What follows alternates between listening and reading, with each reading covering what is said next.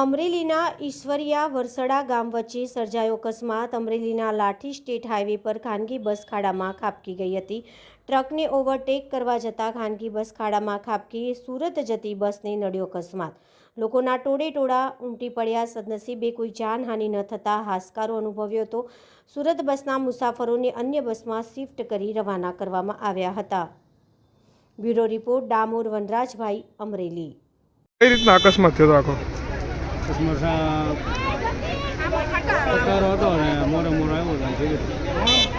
કઈ રીતના બસ કઈ રીતના ખાડિયામાં પડી? આમ ખાડિયા ઉતરી મોરે મોરે તારવી લીધી સીધી ઉતારી લીધી।